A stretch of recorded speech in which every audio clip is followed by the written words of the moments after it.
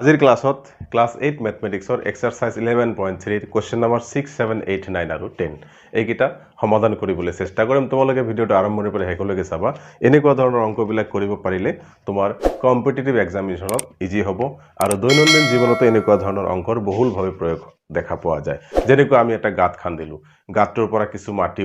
ওলালো তো গাঁতটোৰ যদি আকৃতি আমাৰ আয়তীয় ঘনক আকৃতিৰ হয় তেতিয়াহ'লে আমি গাঁতৰ লেংথ ব্ৰেথ আৰু হাইট দিক প্ৰস্থ উচ্চতা জানিলে কিমানখিনি মাটি ওলালে বা এটা গাঁত আছে গাঁতখিনি ভৰ্তি কৰাৰ কাৰণে কিমান মাটি লাগিব বা এটা কুয়া খান্দিলা কুয়াৰ পৰা কিমান ঘনমিটাৰ মাটি ওলালে এই যে এনেকুৱা ধৰণৰ কিছুমান কথা নতুবা তোমাৰ এটা খাল আছে এই খালটোত কিমানখিনি মাটিৰে তুমি খালটো পূৰ কৰিব পাৰিবা এনেকুৱা ধৰণৰ কিছুমান কথা তোমাৰ এটা চৌবাচ্চা আছে চৌবাচ্চাত কিমান পানী আছে বা চৌবাচ্চাটো তুমি কিমান ধৰণৰ মানে তুমি মিস্ত্ৰীৰ ওচৰত গলা কিবা এটা বস্তু বনাবা তাত কিমান লিটাৰ পানী তোমাৰ মানে ৰাখিব পাৰিবা বা কিমান জুলীয়া পদাৰ্থ তাত ৰাখিব পাৰিবা এনেকুৱা ধৰণৰ দিক প্ৰস্থ উচ্চতা জানিলে আমি মিস্ত্ৰীৰ ওচৰৰ পৰা কেতিয়াবা বাকচ বনাব যাওঁ কেতিয়াবা আমি যেনেকুৱা আমাৰ কৃষক মানুহবিলাকে কি কৰে যে আমাৰ যেতিয়া ধান আমাৰ ফসলবিলাক চপোৱা হয় ধান টাইপৰ ফসলবিলাক আমি কি কৰোঁ আমাৰ গোলা ঘৰত থৈ দিওঁ এটা ঘৰ থাকে ভঁৰালত আমি থওঁ তেতিয়া তাত কি চিলিণ্ড্ৰিকেল টাইপৰ মানে চুঙাকৃতিৰ কিছুমান বেৰ বনোৱা থাকে সেই বেৰত কিমান ঘনমিটাৰ ধান ৰাখিব পাৰিবা সেই বেৰটোৰ আয়তন কিমান এনেকুৱা ধৰণৰ কিছুমান দৈনন্দিন জীৱনত ব্যৱহাৰ হোৱা কিছুমান প্ৰশ্নৰ উত্তৰ আজিৰ ক্লাছত আমি আলোচনা কৰিম তো প্ৰথম প্ৰশ্নটো হৈছে কোৱেশ্চন নম্বৰ 6 অফ 11.3 তোমালোকে চোৱা কোৱেশ্চন নম্বৰ 6ত কি কৈছে প্ৰশ্নটো ভালদৰে পঢ়িব লাগিব 6ত কৈছে এটা আয়তীয় ঘনক আকৃতিৰ টেংকিত প্ৰতি মিনিটত 40 লিটাৰকৈ পানী ভৰোৱা হৈছে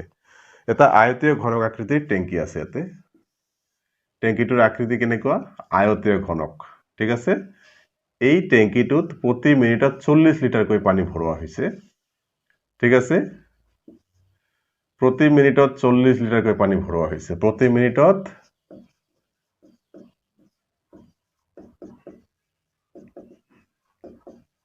40 লিটাৰকৈ পানী ভৰোৱা হৈছে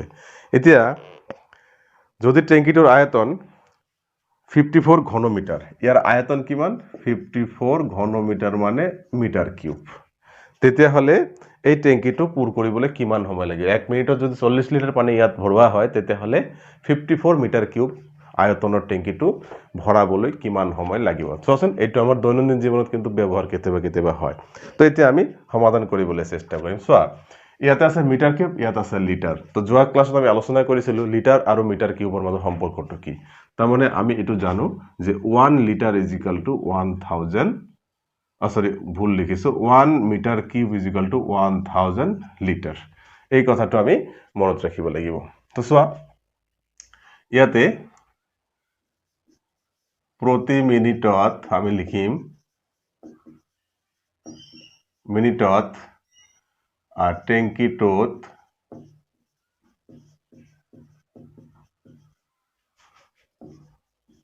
40 লিটাৰ পানি ভৰোৱা হয় হয়নে কিন্তু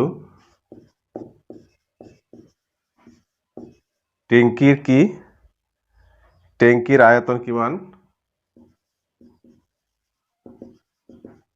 আয়তন হল 54 মিটাৰ কিউব ইয়াতে আছে লিটাৰ ইয়াতে আছে মিটাৰ কিউব আমি তো লিটাৰ বনাইলাম কেনেকে 1 মিটাৰ কিউব = 1000 লিটাৰ তো ইমান মিটাৰ কিউব মানে পূৰণ ইমান 1000 54 * 1000 এটা লিটাৰ হৈ গল হয়নে এবাৰ 54 ইমান লিটাৰ হল হলে এইবাৰ তোমালোকে চোৱা লিটাৰ আৰু লিটাৰ মিলি গল এতিয়া আমি কি কৰিম 1 মিনিটত 40 লিটাৰ পানী ইয়াত ভৰোৱা হয় তেতিয়াহলে 1 মিনিটত যে 40 লিটাৰ পানী আহে তেতিয়াহলে এইটো ভৰাবলৈ কিমান সময় লাগিব তো আমি কি কৰিম 40 লিটাৰ পানী ভৰাবলৈ সময় লাগে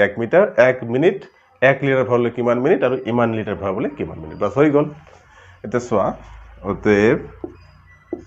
40 লিটাৰ পানী ভৰাবলৈ সময় লাগে কিমান সময় লাগে 1 মিনিট এটো মিনিট therefore 1 লিটাৰ পানী ভৰাবলৈ কিমান সময় লাগে 1/40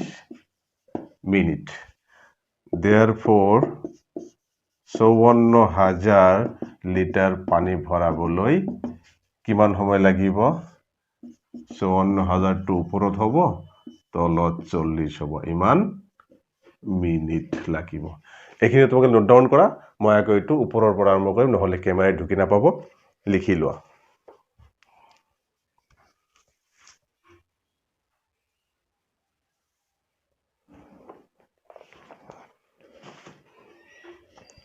হৈছে এতিয়া আমি ওপৰৰ পৰা আৰম্ভ কৰিছো এতিয়া একো কাম বাকি নাই খালি ক্যালকুলেশনটো বাকি আছে আমি ক্যালকুলেট কৰিম সোয়া 54,000 by 40 আমাৰ সময় এটো মিনিটত ওলাব তাৰ পিছত আমি ঘন্টাত লৈ লম হৈ যাব তো 54,000 by 40 এটো মিনিটত আছে হ্যাঁ মিনিট 00 কাট হৈ যাব এবাৰ 4 আৰু 54 এ কটাকটি হবনে না হব আমি কি কৰিম 4 1 jar 4 থাকিলে 1 3 4 গুণ 12 থাকিলে 2 4 5 গুণ 20 তো এটো শূন্য গল এটা শূন্য এটা থাকিব এতে কি হল আমাৰ 1350 এটো হল আমাৰ মিনিট হয়নে এটুক আমি ঘন্টাত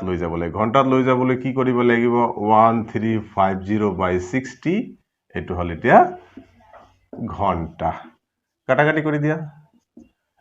এবাৰ কাটাকাটি কৰিলে কি হ'ব হৰণ কৰি চাওচোন 135 divided by 6 6 2 jar 12 এক থাকিব 5 6 2 jar again 12 কি থাকিব ইয়াতে 3 থাকিব 0 দিলে শূন্যটা আহি যাব ইয়াতে 5 আহিব 6 5 30 তো এটো কি হ'ব 22.5 ঘন্টা তার মানে 22 ঘন্টা 30 মিনিট সময় আমার এইটো ভৰাবলৈ এই আয়তীয় ঘনকাকৃতিৰ ট্যাঙ্কিটো ভৰাবলৈ সময় লাগিব যদি 40 লিটাৰকে প্ৰতি মিনিটত যায় তো এইটো হল আমাৰ উত্তৰ মনৰ ছাত্ৰ-ছাত্ৰীসকল তোমালোকে আশা কৰো বুজি পাইছা নোট ডাউন কৰি লোৱা এতিয়া আমি নেক্সট 7 নম্বৰ অংকটো আলোচনা কৰিম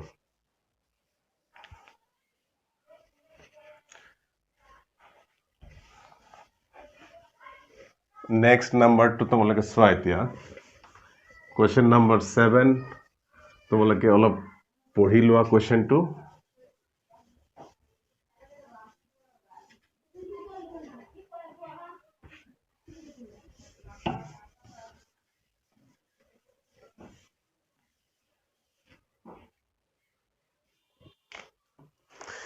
Question number 7 ত কি কয় চোৱা Question number 7 ত কৈছে 22 ঘন সেন্টিমিটাৰ ধাতুৰ টুকুৰা এটা গলাই 0.5 সেন্টিমিটাৰ বেখৰ এডাল সুষম তাৰ তৈয়াৰ কৰা হল এই ধাতুৰ তাৰডালৰ দৈৰ্ঘ্য কিমান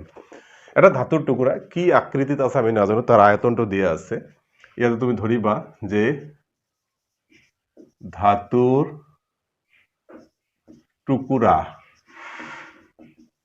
টুকুৰাৰ আয়তন কিমান 22 ঘন সেন্টিমিটাৰ মানে সেন্টিমিটাৰ কিউব এবাৰ এই ধাতুৰ টুকুৰাটো গলাই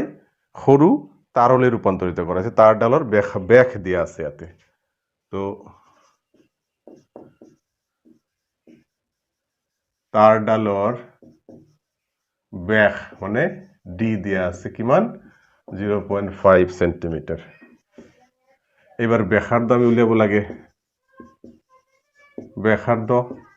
r is equal to 0.5 by 2 that means কিমান হ'ব 5 by 2 into 10 তো কটা করে দেব 5 1 5 5 2 10 1 by 4 সেন্টিমিটার আমার তারর ব্যাসার্ধ এতিয়া এটো আয়তন দিয়াই আছে আমি তারর আয়তন উলিয়াম অতএব তার ডালৰ আয়তন তার ডাল কি আকৃতির হয় চুঙা আকৃতির হয় তো চুঙার আয়তন কি পাই r স্কয়ার h h তো আমি নিদু তারটো যেহেতু দীঘল বস্তু এটা এনে থিয় বস্তু নহয় হেলনে হরিজন্টাল বস্তু গতিকে আমি l দিম একই কথা l তো আমার তারর দিকটো লেব কইছে তো 22/7 ইনটু ব্যাসার্ধ হইছে 1/4 স্কয়ার আছে 1/4 দুবার হবে ইনটু l তো আমি উলিয়াব লাগে এই আয়তনটো আৰু এই আয়তনটো একে হ'বনে নাই একে হ'ব গতিকে এই ধাতুৰ টুকুৰাটো গলাই পেলাই আমি তাৰ বনাইছো গতিকে ধাতুৰ টুকুৰাৰ আয়তন আৰু সেই তাৰটোৰ আয়তন সেম হ'ব তো আমি কি কৰিম প্ৰশ্নমতে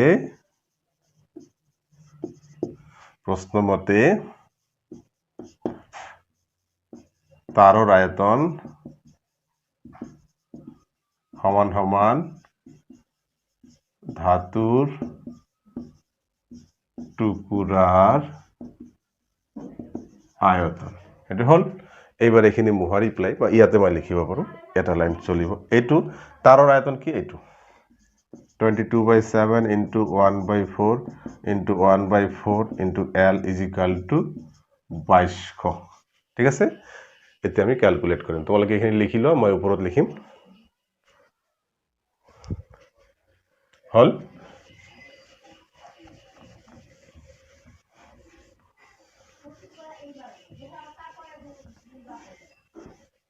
এবাৰ চোৱা 22/7 into 1/4 into 1/4 into L is equal to 2200 এইবাৰ এই তলৰ কিটা গোটেকিটা ওপৰত যাব L টো আমি ইয়াত ৰাখিম 2200 into 7 into 4 into 4 এই তলৰ কিটা গোটেকিটা ওপৰত আৰু 22 টো তলত আহিব 22 কাটা 100 হ'ব হয় নাই তো পূৰণ কৰিলে 16 into 7 ইয়াতে হ'ব 100 into 7 into 16 তো 16 আৰু 7 পূৰণ কৰিলে কিমান হয় 16 7 42 2 112 11200 কি সেন্টিমিটাৰ এটো হল তাৰৰ দৈৰ্ঘ্য এটো সেন্টিমিটাৰ তোলালেও হ'ব মিটাৰত তোলালেও হ'ব আমি মিটাৰত তুলেও পাৰো এতে 100 এ ডিভাইড কৰিলে মিটাৰ হৈ যাব গতিকে আমি যদি এনেকুৱা কৰো যে 11200 by 100 00 কাটা যাব 112 এটো হৈ যাব মিটাৰ তাৰৰ দৈৰ্ঘ্য তো মৰমৰ ছাত্ৰ-ছাত্ৰীসকল তোমালোকে নোট ডাউন কৰিলে এটো হল কোৱেশ্চন নম্বৰ 7 এতিয়া আমি 8 আলোচনা কৰিম প্লিজ নোট ডাউন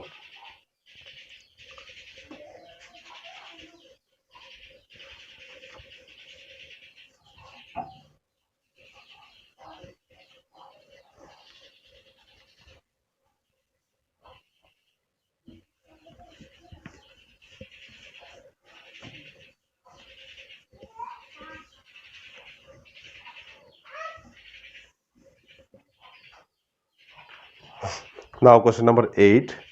এটা আয়তীয় ঘনকৰ আয়তন 440 ঘন সেন্টিমিটাৰ আৰু ইয়াৰ ভূমিতলৰ কালি 88 সেন্টিমিটার স্কয়ার হলে উচ্চতা উলিব সেম কন্ডিশন question number 8 কি কৈছে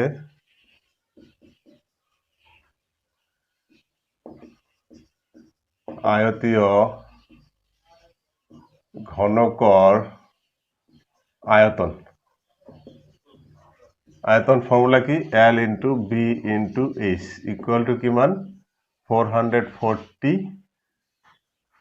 সেন্টিমিটার কিউব তো 1 নম্বৰ দিয়া আছে আকৌ আয়তীয় ঘনকৰ ভূমিতলৰ আয়তীয় ঘনকৰ ভূমিতলটো কেনেকুৱা হয় ৰেক্টেঙ্গল শেপৰ হয় তাৰ মানে আয়তাকৃতিৰ হয় গতি আয়তৰ কালি কি L into B হয়নে ইকুয়াল টু কি দি আছে 88 সেন্টিমিটার স্কয়ার 2 আমাক কি কৈছে যে আয়তীয় ঘনক আকৃতিৰ বস্তুটোৰ আয়তন দি আছে আৰু ভূমিতলৰ কালি দি আছে ইয়াৰ উচ্চতা উলিয়াব কৈছে তোমালোকে চোৱা 1 নম্বৰ সমীকৰণ 2 নম্বৰ সমীকৰণৰে আমি হৰণ কৰি দিম ওতে আমি পাই যাম এতিয়া 1/2 implies ইয়াতে লিখিম L into B into H মানে আয়তৰ ঘনক আৰু আয়তন ঘনকৰ আয়তন আৰু L into B হল এই ঘনকটোৰ আয়তীয় ঘনকটোৰ ভূমিতলৰ কালি ইয়াতে হল 440 ইয়াতে হল 88 কটাকটি যাব 1044 যাৰ 440 আৰু 244 যাৰ 88 তো কটা যাব 5 হ'ব আৰু ইয়াতে B B L L কাটা থাকিলে H উচ্চতা ইকুয়াল টু কিমান 5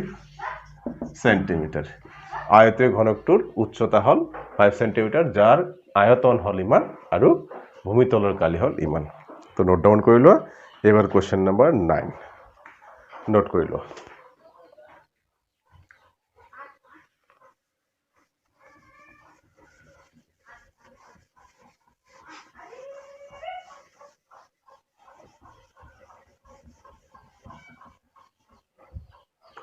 Question number 9 কৈছে এটা আয়তীয় ঘনকৰ আয়তন 168 ঘনমিটাৰ আৰু ভূমিপৃষ্ঠৰ কালি সেম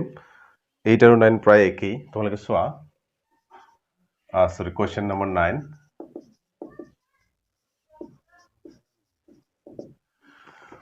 কি কৈছে আয়তীয় ঘনকৰ আয়তন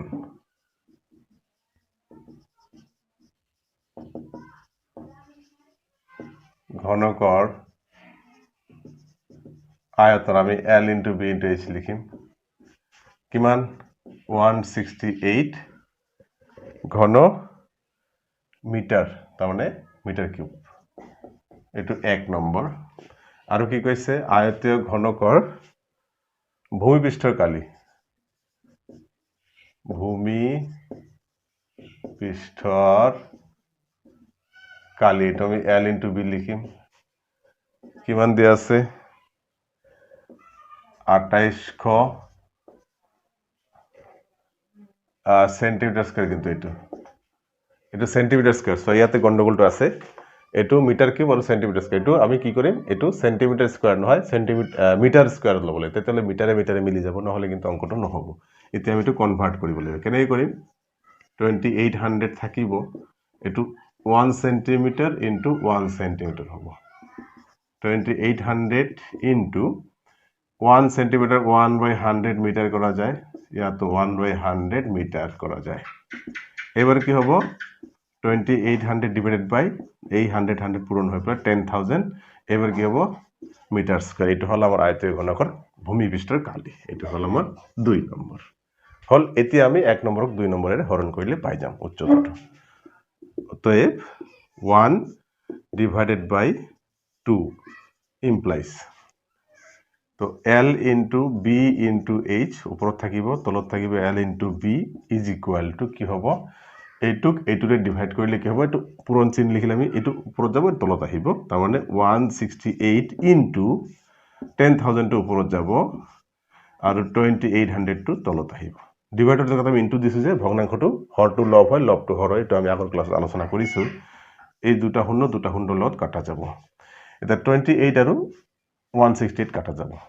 তো এটা আমি 2 এৰে কাটিলে 14 হ'ব এটো 2 এৰে কাটিলে 84 হ'ব এটো আকৌ 2 এৰে কাটিলে 7 হ'ব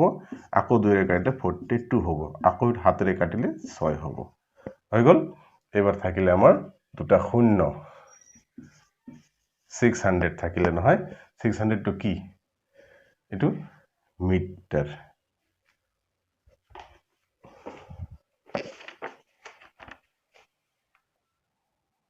এটো কিন্তু ঠিকই আছে আজিৰ যেটো আমাৰ মিটাৰ কিউব আৰু সেন্টিমিটাৰ স্কয়াৰ হিচাপে আমাৰ অঙ্কটো ঠিকই আছে এতিয়া এইটো যদি তোমাৰ সেন্টিমিটাৰত হয় আৰু যদি মিলিমিটাৰত হয় তেতিয়া হলেহে আমাৰ এটো কিতাবৰ মতে আনসাৰটো মিলিব আমাৰ আয়তন হ'ব লাগিব সেন্টিমিটাৰ কিউব আৰু ভূমিপৃষ্ঠৰ কালি হ'ব লাগিব 2800 মিলিমিটাৰ স্কয়াৰ তেতিয়া হলে আমাৰ আনসাৰটো 6 আহিব পাৰে তথাপি মিটাৰ নাহিব সেন্টিমিটাৰত আহিব কিন্তু 6 মিটাৰ লিখিছে এটো অহাৰ কোনো সম্ভাৱনা নাই মই বহুত প্ৰেক্টিস কৰি চাইছো এতিয়া তোমালোকে প্ৰেক্টিস কৰিবা যি হয় দেখা যাব কিন্তু মই তোমালোকক অল্টাৰনেটিভটো দেখুৱাই দিছো যে এটো আমাৰ যদি চেঞ্জ কৰি দিয়া যায় মই কাটিছো ইয়াতে তোমালোকে চোৱা ইয়াতে চোৱা এইবাৰ যদি ইয়াতে আমি সেন্টিমিটাৰ কিউব দি দিও সেন্টিমিটাৰ কিউব আৰু এটো হল মিলিমিটাৰ স্কয়াৰ আমি millimetre square to centimetre square কেনেকে লৈ যাম যে 28 থাকিলে 1/10 এইবাৰ আমি মিলিমিটার ইনটু মিলিমিটার আছে গতিকে 1/10 সেন্টিমিটার হ'ব ইনটু 1/10 সেন্টিমিটার হ'ব ইয়াতে কি হ'ব এতিয়া 2800 এই 10 100 হৈ আহিব এতিয়া আমাৰ আহি গল সেন্টিমিটাৰ স্কয়াৰ সেন্টিমিটাৰ আৰু সেন্টিমিটাৰ মিল থাকিলে এইবাৰ আমি এটো কাটি দিব পাৰো শূন্য শূন্য কাটা যাব তো 28 সেন্টিমিটাৰ স্কয়াৰ হ'ব ভূমিপৃষ্ঠৰ কালি এতিয়া